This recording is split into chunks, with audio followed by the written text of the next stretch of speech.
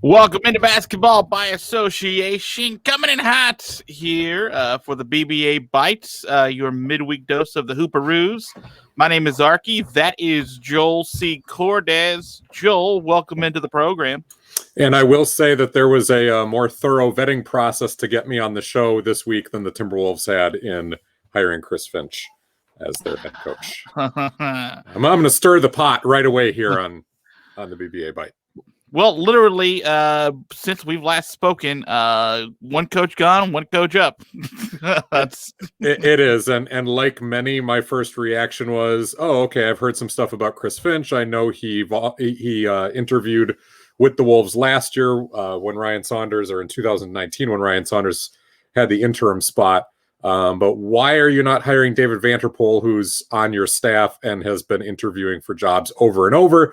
The only thing anyone can make of it, besides the fact that Chris Finch and GM Gerson Rosas have a prior relationship dating back to Houston and that sort of thing, and that they had interviewed Finch before, so they kind of knew what he brought to the table, was that Vanterpool might not be long for the Wolves anyway. He's a guy who has perennially over the last couple of years been interviewing for head coaching jobs, and maybe they figured that he was probably on his way out to a different team as is. That's the only defensible explanation I can come up with. Vanterpool's kind of more of a defensive specialist. Finch is more of an offensive one. But I think a lot of Timberwolves fans are confused. And what a weird thing to throw a coach from someone else's team. You know, Finch was assistant coaching with the Raptors, to come over mid-season and start with a different team as a head coach. Nobody seems to remember another time that that's actually happened before, like mid-season. Well, I think that's probably for the reason that people aren't remembering it. It's because there's not a long laundry list of history that at least has either done it or especially done it well. Yeah, we shall see. But you talk about the deck being stacked against somebody. The deck was stacked fairly high against Ryan Saunders. I think Finch has a really uphill battle, and Vanterpool may wind up being the better coach just by getting into a different situation next year. If you want to trim that deck and other things around the deck yourself, how about go to manscaped.com and get yourself 20% off and free shipping. All you got to do is use our promo code BRAWL, BRAWL. That's right, BRAWL, BRAWL. Check out everything there from the testicle deodorant. It's not what they call it. It's ball deodorant. It's fine. We're cool. Or the Lawnmower 3.0, which is state-of-the-art technology that makes sure when you're trimming down there, you're safe down there. And safety is paramount. Manscaped.com. Get what you want. Do it. Do it on us. 20% off. We'll pay the shipping. That's right. I have to pay the shipping. I've sent Joel bills for this. He refuses to pay on his own, so I pay the shipping. I'm sure they're lost in the mail somewhere. I'm sure I haven't seen any of those yet. Sure. I don't recollect having seen them. Well, why don't you tell out the Wells Fargo because they recollect. Manscaped.com. Use the promo code BRAWL, BRAWL, for 20% off and free shipping. So we got a chance to get the good old-fashioned all-star starters out of the way last time we spoke. Now we have the reserves, which is the exciting part. Everyone that's not good enough to technically start, but is technically invited to the game. And let's lead with the big story. Julius Randle. Yes, sir. We said it on the pod Sunday. We thought he was going to be on the team. He is. He's on the East alongside guys like, I don't know, James Harden. I don't know if you heard of this young guy named Ben Simmons, Zach LaVine, Jason Tatum, Jaylen Brown, and Nikola Vucevic. Yep.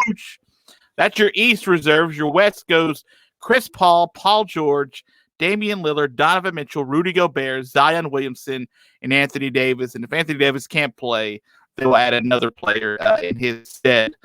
Before we get to thoughts about anybody we thought may have been snubbed, which is what we'd love to talk about this time on this list, because there are a couple interesting names that might be able to make a case. Yep.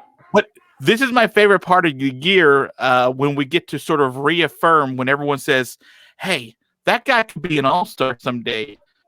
Look at the list of all-stars and just how are some dudes like John Morant, for example, who is disappointed, going up above names like that. Now, Julius Randle is an interesting name in the East, especially, but he's had such a great year. It's just hard. And Zach LaVine is a perfect kind connection with Julius Randle as well, right? Both first-time All-Stars, both playing on middling teams, but they're better than before, and both guys putting up big numbers, and so they get rewarded with their first All-Star trip.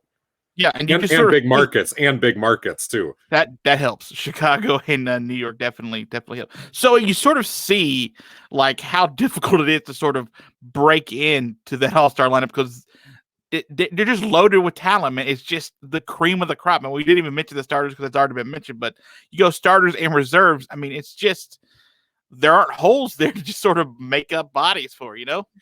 And one of the things I think that has made All-Star voting more difficult is the fact that for a lot of us who have been around the game for at least, one or two kind of eras of the game, right now, everything is so supercharged offensively that scoring is way up, which means assists are going to be way up. And sometimes rebounds can be up as well, just because the sheer number of shots per game is so much greater than the early 2000s or the 90s and so forth. So you look at a lot of these inflated numbers, and I think it makes the snubs seem even snubbier when you go back and you're like, oh, wait, dude, Trae Young is averaging 25 points, 26 points, whatever it is, and 9 assists, and he didn't make the All-Star game. Right. This guy's averaging 20 and 6 or whatever it is, and it does make it feel worse. And it's almost like, oh, wow, we've got more All-Stars than ever before. And I think some of that is a testament truly to the league's star caliber talent. And you look back at the 90s, there were a lot of all-time great stars, don't get me wrong, but the league was also a little diluted from expansion. You didn't have the European influx and the overseas influx coming in yet.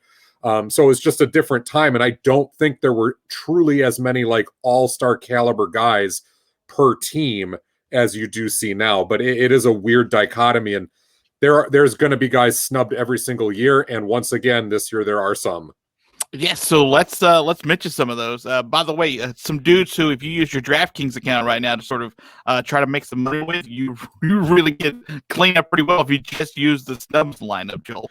Yeah, absolutely. And if you go over to DraftKings right now, you can get a deposit bonus up to $1,000 with your first deposit. You got to create a new DraftKings Sportsbook account and make your first deposit, minimum $5. DraftKings then matches 20% of your deposit amount up to $1,000 total. And then you pick your favorite games or markets to bet on and follow the action. So if you're a new customer, get on over to DraftKings for that $1,000 deposit bonus. You go to dkng.co/brawl1k. That's dkng.co/brawl1k, and you get the little dealio from our good friends over at DraftKings, plus our host, the Brawl Network.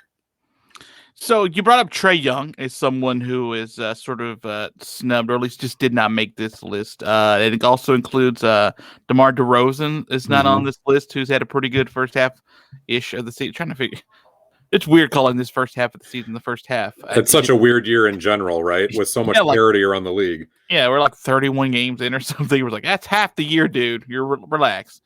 But it is basically. Tobias Harris is one of those who has been quote snubbed. Devin Booker. Yes, thank you for mentioning him. Did not obviously make this list, which still could if Anthony Davis can't make it. But those are two the guys who did not make this list for the 7-hour adventure in Atlanta that'll happen for the All-Star Day. De'Aaron Fox is another one from Sacramento who's having a really good year, but people just don't see him. But if you ever do catch a Kings game, De'Aaron Fox legitimately does look like an all-star. It's not just about the stats, but what he does for that team and the veteran poise that this young guy is suddenly playing with. The other snub I want to mention, too, is Domantas Sabonis, and we'll get to him because he ties into the Julius Randle conversation. Sabonis was an all-star last year for the first time, and I think he may be the biggest snub in the Eastern Conference, honestly. Okay, well, sort of let's hit on the high notes. So you sort of alluded to Devin Booker being a thank you for bringing him up. Do you think he is the biggest of these snubs when it comes to the West? I do, and if you're looking at, well, who should he be in instead of, I got to look at Chris Paul. I'm sorry. Paul has had a really nice year, and his impact on the Suns is undeniable. But Paul's job is made so much better by Devin Booker and vice versa, obviously. but Booker has been the guy who has been there throughout this rebuild. He's played point guard, he's played shooting guard, he's done all of this, and his numbers, frankly, are better than Chris Paul's to begin with. So I'm not doubting Paul's impact, but this feels like a little bit of a legacy vote. Like, oh, hey, we all thought you were washed up a couple years ago in Houston, but you played really well in OKC last year, and now you're doing the same thing in Phoenix, and you're a multi-time All-Star. Let's give you the nod. Right. It doesn't feel fair, and you're right. Booker will probably get in with Anthony Davis up, but remember, Anthony Davis is a front court player, and Booker isn't, and the league still tries to keep a little bit of a balance with that. Yeah, they may try to do the 1-for-1 scenario, but again, who you're going to pick? If like how far down the list you're going to just pick a front court player just to replace a front court when there's clearly a super deserving Devin Booker on the list. But yeah, the Chris Paul does feel like it's a man. You're a lot better than we thought you were going to be. Yeah, congratulations, and you're the players. Come on, Players man, Association. you've done this before. Let's go. Okay. Yeah, absolutely. Okay, and you're right. Like in the Western Conference, you don't have any other front court players except for DeMar DeRozan, who's played some power forward. And the other guy in the West who I might bump, I understand why he's in there, honestly, is Zion Williamson. Like I'm not mad that Zion is an all-star, but defensively, there's still a lot of work left to do, and he's put up really nice stats. And, it feels fine that he's there, but has he had, honestly, a better and more impactful season than DeMar DeRozan? It's tough to make that case, but Zion Williamson is by far the sexier name. So I do think things are a little more clear-cut in the Western Conference. It's in the East where we get into some weeds here. Yeah. Asterisk on the star part of All-Star for Zion Williamson. Hey, that guy basically been pushed since he was late in high school to be like, you just need to get numbers that kind of look like this to get there, and we'll give you the spot. Plus, Yeah, and I'm not saying he's not deserving, but if there was any other wiggle room at any other spot, Paul for sure, but Zion a little bit. Yeah. So let's go to the East. As we mentioned, Harden, Randall, Tatum, Brown, Levine, Simmons, and Vooch. So I love Julius Randle being there. Obviously makes sense, first time All-Star. But give me your snub, brother. Who's where they shouldn't be?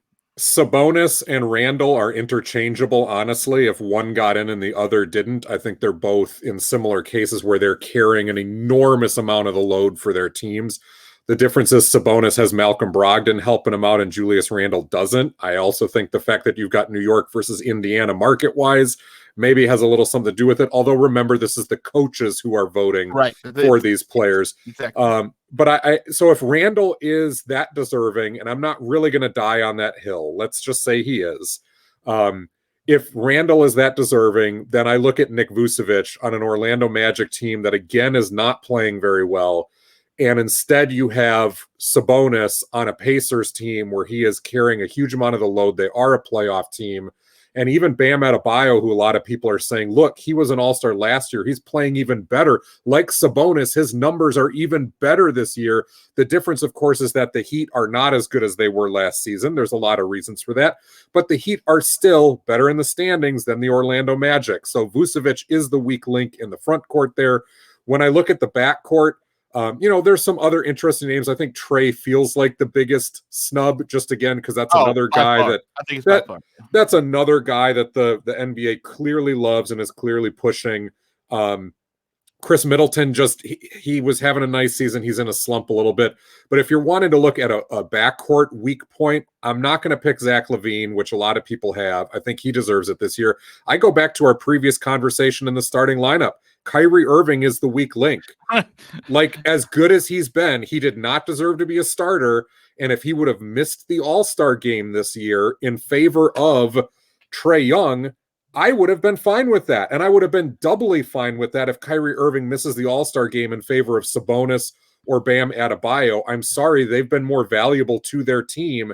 And remember, I was the Kyrie Irving apologist who was saying get off his back earlier in the year. But on the court-wise, I don't think his impact has been as important. Okay, well then let me ask you this before we get out of here. You take, in this case, Kyrie Irving off the starters. do you automatically throw Trae Young as a starter, or do you bring one of these reserves up and put Trae Young on the reserves? How are you handling it? Trae Young is a reserve, again, because he's put up nice numbers, but the Hawks are nowhere near where they were supposed to be. Some of that is injury related. To me, I think it goes to Ben Simmons. Eastern Conference leading team, continues to get better, has had a lot of things change around him. But you could make the case for Jason Tatum or Zach LaVine if you really wanted to. But for me, it was Ben Simmons, and he should have been the starter over Kyrie Irving either way. And Simmons wasn't even close in the fan vote.